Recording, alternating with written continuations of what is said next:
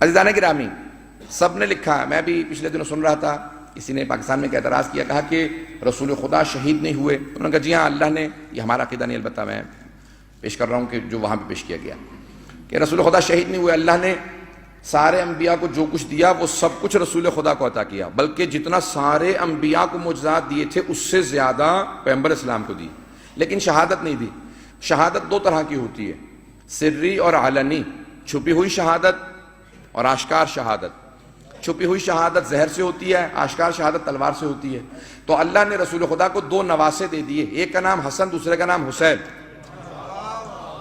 اور وہ جو دو شہادتی تھیں، یہ سر شہادتین میں بھی لکھا ہے شاہ ولی اللہ محدث دہلوی نے، لیکن بہرحال اس نے نام لے کے نہیں پیش کیا، اپنے طور پہ اپنے نام سے پیش کیا اس نے. تو اب کہا کہ دو طرح کی شہادتیں ہیں، سری اور علنی. اللہ نے رسول خدا کو دو نواسے دیے، دونوں کو ایک ایک شہادت دے دی، ایک کو سری شہادت دی، دوسرے کو علنی شہادت دی. سری شہادت امام حسن مجتبیٰ کی ہے، زہر سے ہے، اور علنی شہادت تلوار سے امام حسین علیہ السلام کی ہے. تو اب اس نے جو کنکلوژن دیا، میں پیش کرنے کے بعد وہ جو نتیجہ وہ پیش کروں گا، پھر اس کے بعد تھوڑا سا میں اپنی طرف سے پیش کرنا چاہتا ہوں. وہ یہ کہتا ہے، وہ کہتا ہے کہ اللہ نے رسول خدا کو دو نواسے دیے، دونوں کو ایک ایک شہادت دے دی. اب ان دونوں نواسوں کی شہادت ان کی شہادت نہیں ہے، یہ رسول خدا کی شہادت ہے. حسن کی شہادت رسول خدا کی شہادت، حسین کی شہادت رسول خدا کی شہادت. یہ تو ان کا تھا کنکلوژن، انہوں نے نتیجہ دیا. آئیے ذرا میں اس پہ ایک سوال پیش کرنا چاہتا ہوں. اگر آپ یہ کہتے ہیں کہ حسن و حسین علیہ السلام کی شہادت ان کی شہادت نہیں ہے، رسول خدا کی شہادت ہے، تو پھر ان دونوں کا قاتل ان کا قاتل نہیں ہے. حسن و حسین کا قاتل رسول خدا کا قاتل ہے.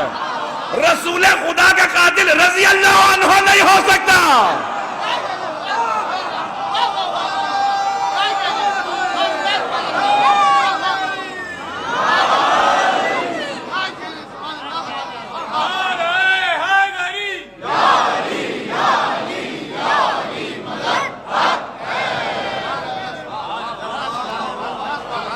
وہ یہ کہتے ہیں کہ ان دونوں کا یہ شہادت، ان دونوں کی شہادت رسول خدا کی، تو ہم کہتے ہیں اگر ان دونوں کی شہادت رسول خدا کی شہادت ہے تو دونوں کا قاتل رسول خدا کا قاتل ہے، اور قاتل رسول خدا رضی اللہ عنہ نہیں ہو سکتا.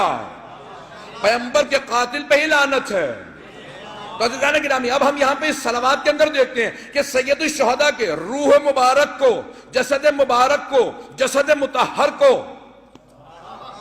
ظاہر کو، باطن کو، ہر طرح سے جناب امام صادق سلام پیش کر کے کہہ رہے ہیں کہ جس زاویے سے دیکھو گے حسین ابن علی درود و سلام کے لائق ہے.